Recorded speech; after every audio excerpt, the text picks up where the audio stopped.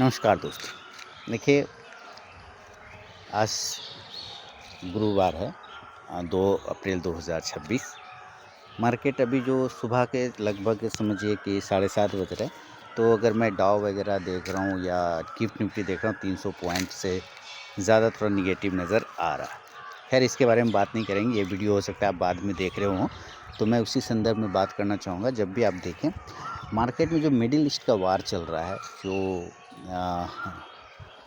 Iran, Israel, America, ये सारे जो आपस में टेंशन पाल के रखे हैं, कुछ अपने स्वार्थ के कारण से, है ना, कुछ अपने पॉलिटिकल इशू के वजह से, कुछ अपना मतलब निकालने के लिए उलझे हुए हैं।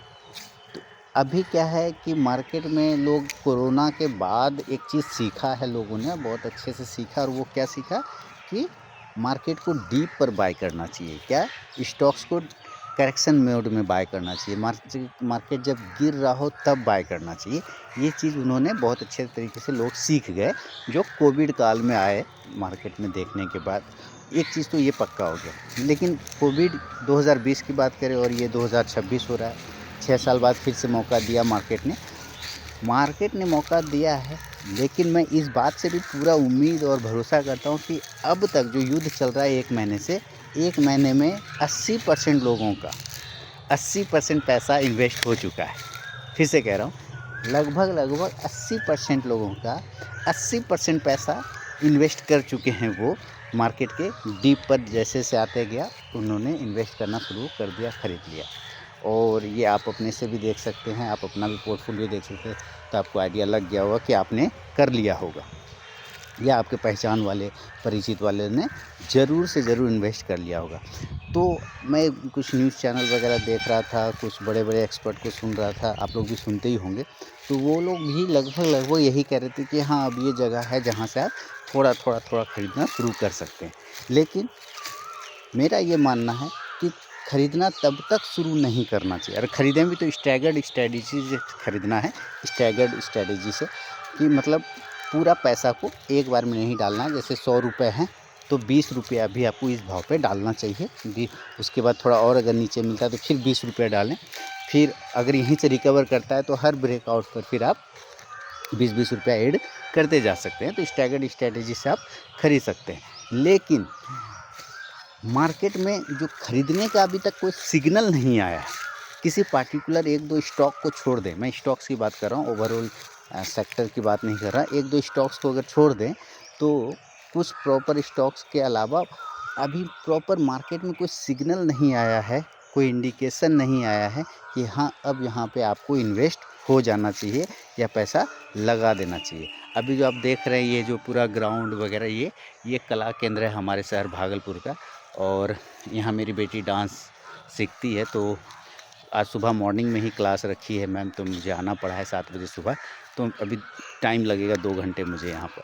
तो मैं सोचा बैठ के क्या करूँ, आप लोगों से बात करूँ, आप लोगों के लिए एक वीडियो बनाऊँ। तो मैंने यही देखा कि भैया सिग्नल, जैसे कि कोई सिग्नल नहीं है। ट्रम्प साहब हैं, कल परसों बोल रहे थे कि हाँ, हम युद्ध रोकने की स्थिति में हैं, हम युद्ध जीत चुके हैं और हम धीरे-धीरे जो है अपना जो मकसद था वो पूरा कर लिए हैं। तो आपने देखा होगा कि जो बुधवार को मार्केट 500 पॉइंट ऊपर चला गया था, लेकिन सोमवार को मार्केट 500 पॉइंट नीचे था। ये याद रखिएगा। यानी कि क्या है, ये बिल्कुल न्यूज़ प्ले हो रहा है। अब आज अगर हम सुबह देखें तो ट्रम्प साहब ने अपने अमेरिका को संबोधित किया 6:30 बजे सुबह में कि अभी हम ये वार और आगे तक खींचेंगे, 2-3 हफ्ता और चलेगा और अगले हफ्ता और हम बड़ा हमला करने वाले हैं ईरान पर, है ना। इन्होंने ऐसा बात कहा कि हम बड़ा हमला करेंगे ईरान पर। इस खबर को सुनते के साथ ही मार्केट 350 पॉइंट डाउन है, गिफ्ट निफ्टी दिखा रहा है। हो सकता है जब मार्केट ओपन होगा 9 सवा 9 में इंडियन मार्केट, तो ये भी वही रिस्पॉन्ड करेगा। तो इसका मतलब क्या है कि अभी बिल्कुल ट्रैप वाली स्थिति बनी हुई है। इसीलिए मार्केट में फुल्ली इन्वेस्टेड होने का अभी कोई भी सिग्नल नहीं आया है कि आप फुल्ली इन्वेस्ट हो जाएं, फुल्ली आप सारे पैसे लगा दें। नहीं, ये ऐसा कोई भी सिग्नल नहीं आया है। हाँ, स्ट्रैगर्ड स्ट्रैटेजी, वो आप पूरे पैसे को 5 भाग में डिवाइड करें और उसके हिसाब से धीरे-धीरे इन्वेस्ट करते जाएं। आपको ये ध्यान रखना कि क्रूड हमारा बहुत महंगा है, तो आने वाले दिनों में महंगाई बढ़ेगी। इस बात को पक्का मान के चलिए। अभी तक सरकार ने अपने कंट्रोल में रखा है, लेकिन महंगाई बढ़ने से कोई रोक नहीं सकता है, ये भी तय है। अब महंगाई बढ़ेगी तो कंजम्पशन वाले स्टॉक जो शेयर हैं, जो स्टॉक्स हैं, उस पे परेशानी होगा, उसमें आपको थोड़ा सा गिरावट भी देखने को मिल सकता है। लेकिन जो सीजनेबल स्टॉक हैं और जो खासकर मिडिल ईस्ट से रिलेटेड स्टॉक्स हैं, उसमें आपको एक अच्छा मूवमेंट बन सकता है। तो आपको चाहिए कि ऐसे स्टॉक्स आइडेंटिफाई करें जो मिडिल ईस्ट से रिलेटेड हैं और जो कंजम्पशन वाले स्टॉक्स हैं, कंज्यूमर ड्यूरेबल वगैरह, वो सब स्टॉक्स पे नज़र रखें। अभी आपने देखा जो एआई का एक हवा आ गया था, एआई का एक खौफ आ गया था, उसके वजह से सारे आईटी सेक्टर बिल्कुल एकदम चीप हो गया, एकदम सस्ता हो गया।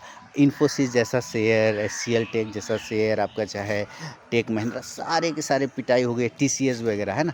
तो आईटी सेक्टर में भी गिरावट आ गया। और ख़ासकर अभी तो उधर लड़ाई चल रहा है, तो उधर से कोई ऑर्डर भी उसको नहीं आ रहा है। ये प्रॉब्लम आगे आने वाले समय में उसके रिज़ल्ट पे भी दिखेगा, उसके फंडामेंटल में भी दिखेगा। धीरे धीरे जो आईटी कंपनी है वो एआई कंपनियों को खरीद रही है या उसके साथ डील करके मर्ज कर रही है अपने आप को उसके साथ में, कि चलो भाई हम भी एआई के साथ मर्ज हो जाते हैं। तो जो एआई का खतरा है वो थोड़ा कम हो सकता है। तो आईटी सेक्टर ऐसा नहीं कि डूब जाएगा, ख़राब हो जाएगा, नहीं, उसमें मूवमेंट आएगा, लेकिन थोड़ा सा उसमें टाइम लगेगा, वेट करना पड़ेगा। फिर मिडिल ईस्ट की बात करें तो उसमें बहुत सारे ऐसे स्टॉक्स आते हैं, अगर आप थोड़ा सा सर्च करेंगे तो आपको आइडिया लग जाएगा। मैंने कई बार पहले भी चैनल में बता दिया, मैं बार बार नाम नहीं लूँगा, नहीं तो क्या होता है, स्ट्राइक आ जाता है। तो मैंने पहले भी कई बार बताया है, मिडिल ईस्ट वाले स्टॉक जो ज़्यादा वहाँ काम करते हैं, कंजम्पशन वाले जो हमारे यहाँ कंज्यूम होता है। अभी जैसे सीजनेबल स्टॉक है, क्या आप कोल्ड ड्रिंक वगैरह पीते हैं तो गर्मी में कोल्ड ड्रिंक वगैरह की डिमांड बढ़ जाता है। एसी वगैरह यूज़ ज़्यादा बिक्री होता है, तो एसी वगैरह वाले सब, मैं स्टॉक्स का नाम नहीं ले रहा हूँ, बल्कि एक मोटा मोटी आइडिया बता रहा हूँ कि कैसे आप इस चीज़ को समझ सकते हैं। तो वो सब स्टॉक्स पे आपको नज़र रखना है। और आगे बैंकिंग सेक्टर में इतनी पिटाई होगी, उसमें भी आप देखें कि बड़े बड़े जो लीडर बैंकिंग स्टॉक हैं, बैंकिंग शेयर हैं, सारे धराशायी हो गए। अभी तो एक बड़े बैंक, हमारे देश का जो सबसे बड़ा बैंक है, दुनिया का चौथा सबसे बड़ा बैंक, उसका सीईओ ने इस्तीफा दे दिया था, फिर आरबीआई ने उसमें हस्तक्षेप किया तो थोड़ा जाके मामला संभला है। तो उस स्टॉक्स पे भी आप नज़र रख सकते हैं।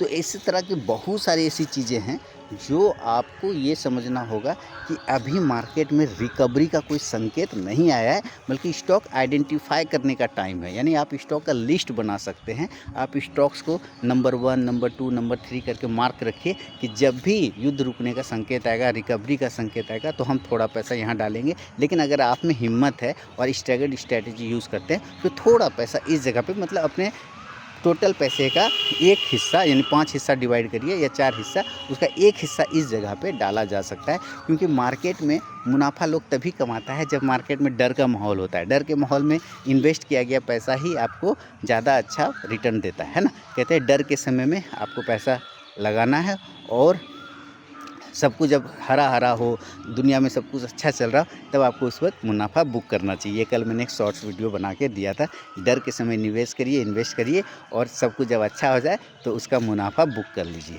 तो यही स्ट्रेटजी आपको यहाँ पर अपनाना चाहिए इस हिसाब से। अच्छा, मेरा व्हाट्सअप नंबर है 8709652195। मैं फिर से बोलता हूँ 8709652195। मेरा नाम रवि कुमार है, आरके, और आप आरके ट्रेडिंग को देख रहे हैं। तो ये जो छोटी छोटी बातें हैं पूरी लड़ाई संबंधित, वो मैंने सोचा कि चलो अपडेट कर देता हूँ आप लोगों को। और ये वीडियो आप आज देखें, कल देखें, परसों देखें, लेकिन ये रिलेटिव रहेगा। क्योंकि जब तक युद्ध चल रहा है, और युद्ध के बाद भी कभी भी अगर ऐसा कंडीशन आता है, तो ये चीज़ हमेशा आपको ध्यान में रखना चाहिए। अब लोग इंट्राडे की बात करते हैं कि इंट्राडे में पैसा कैसे कमाएं। तो अभी जो इंट्राडे का सिचुएशन है ना, मैंने कई बार बताया, अभी सेल ऑन राइज है और बाय ऑन डीप है। लेकिन ऐसा नहीं कि डीप लग गया तो तुरंत बाय कर लेना है। डीप लगने के बाद भी उसको इम्पॉर्टेंट सपोर्ट जोन, जो इसका इम्पॉर्टेंट वॉल्यूम कलेक्ट जोन है, जो जहाँ पे ज़्यादा वॉल्यूम है, जो सपोर्ट आ गया और सपोर्ट पाते के साथ बाय कर लेंगे, अलग बात है, उछाल मिल जाएगा। लेकिन आपको उस प्रॉपर सपोर्ट को बार बार वो जब तक टेस्ट नहीं कर रहा है, तब तक आपको वहाँ पे एंट्री नहीं करना चाहिए। और इंट्राडे में जब भी प्रॉफिट बने तो तुरंत लेके निकलिए, रुकिए मत। रुकेंगे तो आपका प्रॉफिट ख़त्म हो जाएगा। तो अभी बाय ऑन डीप है, सेल ऑन राइज है, यानी कि राइज करता है। कल जैसे मार्केट राइज कर गया 500 पॉइंट, देखिए आज मार्केट 300 पॉइंट डाउन है। तो सेल ऑन राइज, कल जिन्होंने कॉल लिया होगा, उन्होंने प्रॉफिट बुक किया होगा, लेकिन जो जाते वक्त पुट लेके बैठे होंगे वो आज प्रॉफिट बुक कर लेंगे। तो ये चीज़ें कमाल है ना, बाय ऑन डिप और सेल ऑन राइज का मार्केट अभी चलता जा रहा है। तो ये कुछ जब तक लड़ाई चलता रहे, आपको बस ये ध्यान रखना है, इसी स्ट्रैटेजी को यूज़ करना है। तो अगर मेरे इस वीडियो से एक भी फ़ायदा हुआ हो आपको, तो मैं अपने आप को धन्य समझूंगा। मुझे कमेंट सेक्शन में ज़रूर बताइए। बहुत बहुत धन्यवाद।